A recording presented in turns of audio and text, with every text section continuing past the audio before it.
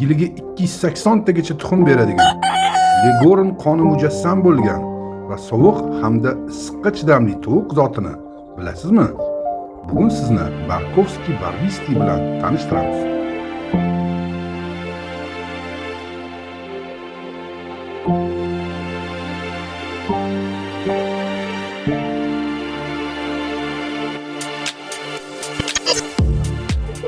Hormayli, hurmatli obunachi kuzatuvchilarimiz va parrandachi ishqibozlari, assalomu alaykum. Charchamayapsizlarmi suvlarda? Mana biza bugun Sanjarbek xonadonidaman.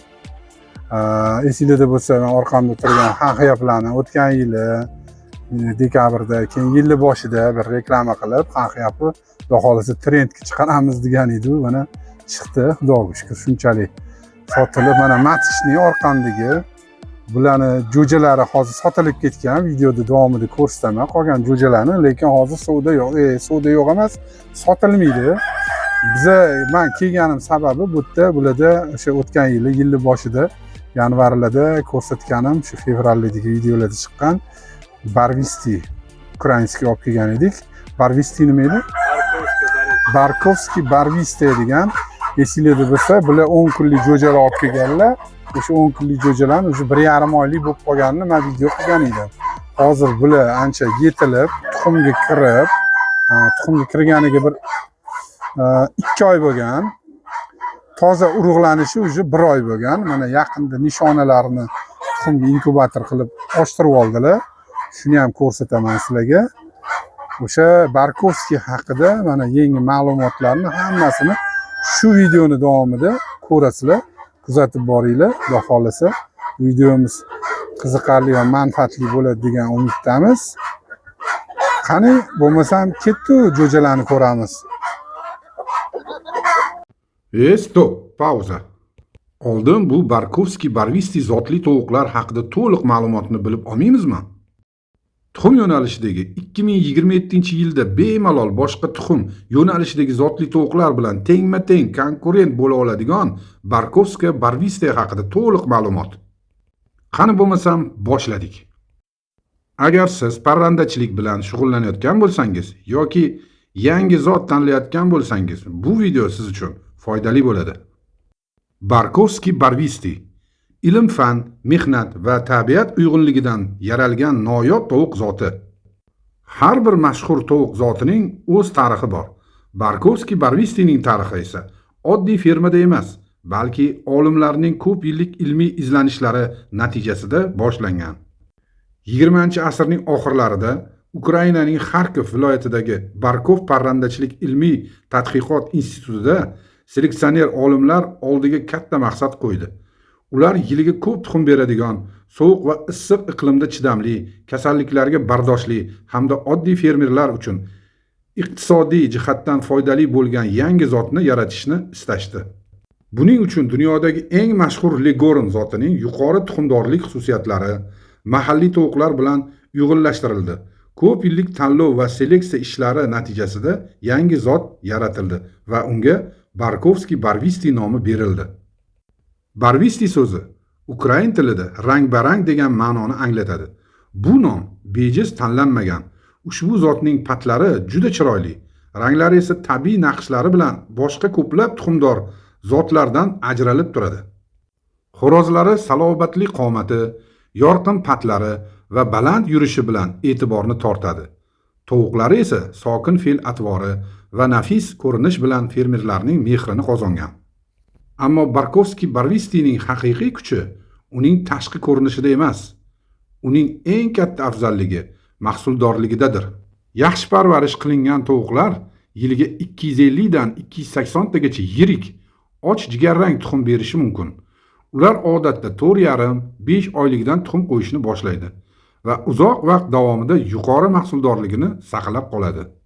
Bu zotning yana bir muhim xususiyati chidamliligidadir. U sovuq qishlarga ham, yozning jazirama issig'iga ham yaxshi moslasha oladi. Kuchli immuniteti tufayli kam kasallanadi. Jo'jalarning yashab qolish darajasi esa juda yuqori bo'ladi.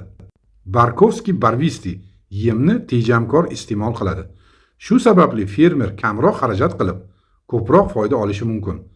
Aynan mana shu sifatlari tufayli Bu zot bugungi kunda nafaqat Ukrainada, balki boshqa ko'plab davlatlarda ham ommalashib bormoqda.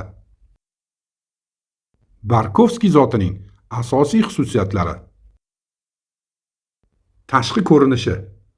Bu tovuqlarning patlari dog'li, qizil, rang-barang, asosan kumush rang, kulrang va oq ranglarga ega.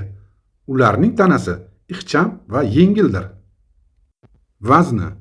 Voyaga yetgan tovuqlarning vazni taxminan 1 kilo 800 dan 2 kilo 200 grammgacha. Xo'rozlar esa kattaroq, 2,5 kilodan 2 kilo 800 grammgacha. Mahsuldorlik. Bitta tovuq yiliga 250 dan 280 tagacha tuxum beradi. Onalik instinkti, ya'ni kurk bo'lishi. Tovuqlar tez-tez uya quradilar va kuchli nasl qo'yish instinktini namoyon etadilar. Jo'jalarning 96%gacha mustaqil ravishda tuxumdan chiqaradilar. Ko'plab parrandachilar Barkovskiy Barvistini ishonchliligi, go'zalligi va yuqori tuxumdorligi uchun qadrlashadi. U kichik xonadonlar uchun ham, yirik fermer xo'jaliklari uchun ham ajoyib tanlov hisoblanadi. Agar siz ham chiroyli, tinch fe'l-atvorli, kasalliklarga chidamli va sermahsul tovuq zotini izlayotgan bo'lsangiz, Barkovskiy Barvisti siz uchun eng yaxshi tanlovlardan biri bo'lishi mumkin. Mabodo siz bu zotni olishni rejalashtirmoqchi bo'lsangiz, qushlar juda faol va yaxshi uchishini yodda tuting. Shuning uchun ularga yopiq qushxona yoki baland panjara afzalroqdir. Siz bu zot haqida nima deb o'ylaysiz? Fikringizni izohlarda yozib qoldiring. Parrandachilik olamidagi eng qiziqarli ma'lumotlarni birgalikda o'rganish uchun kanalimizga obuna bo'ling. Hali ham obuna bo'lmay ko'rib o'tiribsizmi? Tezda obuna bo'lib oling. Hali qiziq videolarimiz oldinda. Sizga parrandachilikda kerak bo'lgan maslahatlar, qiziqarli va dolzarb savol-javoblar, bularning barchasi bizning Telegram chatimizda yonyapti. Telegram chatimizga qo'shiling. Parranda oldi sotisida ishtirok eting. Eng asosiysi e'lon berish va maslahatlar bo'lib to'lash emas yoki nasiya ham emas, balki mutlaqo tekindir. Endi esa Sanjarbek xonadoniga sayrimizni davom etamiz. Qayerda to'xtagandik? Barkovskiy Barvisti nishona ilk jo'jalarini ko'rishga kirmoqchi edik. Mana yangi jo'jalarni tomosha qilgani kelyapmiz. Mana bizani tashqarida kutib olishadi. Mana bizani tashqarida kim kutyapti? Birinchi bo'lib xanxiyaplar, mana uni bir oylik xanxiyapchalar, to'polonchilar, qizil go'sht bular, go'sht. Katta bo'lsin. Sanjarbek ko'rsating bizga nimalar bor bu yerda? Yangi Barvistini jo'jalari qaysi? Mana bu yerdami? Mana ajralib ham turibdi. Bular yangi birinchi partiyamiz. Endi nishona qilgan bo'ladi. O'sha birinchi olib kelganingiz o'sha Barvistini qaysi yanvar oyida olib kelganmidingiz? Yanvar oyida. Yanvar oyida 10 kunligini olib kelganmidingiz? Yanvarda o'rtaroqlardan o'tib 10 kunlik olib keldik. 10 kunlik jo'jalaydi. Yanvar. Nishona qilishi bor. Hozir 7-oy. Bular o'zi 4,5 oyda tuxumga kiradi, 4 oy 10 kunlikda 130 kunda, ropparasi 130 kunda nishona qiladi. Tuxumga kiradi, bir nishona qilgan, lekin urug'lanish darajasi past bo'lgandan keyin 5 oylikni o'tkazib, keyin uje qo'yasiz, to'g'rimi, inkubatorga? 4,5 oyda nishona qilgan bo'lsa, 2 oylikdan o'tib mana ochildi. Bari hali kichkinada tuxumlar. Hali mayda tuxum qo'yishi.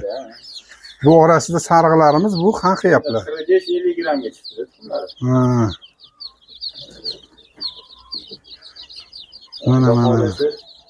Buni probniga ochirdik. Qanaqa chiqadigan. Mana jo'jani ko'ringchi. Lekin jo'jasi chiroyli bo'ladi. Chiroyli ekan, lekin. Mana chopqillab yurishibdi. Ko'rgan bo'lsangiz, ikkita ikki xil tovuq yuribdi. Ani to'q kulrangi bor, ochiq kulrangi yuribdi. Barvistina. To'q kulrangi ojiga rang tuxum beradi ekan. Mana bu svetlilari oppoq tuxum beryapti-da. Ikki xil tuxum.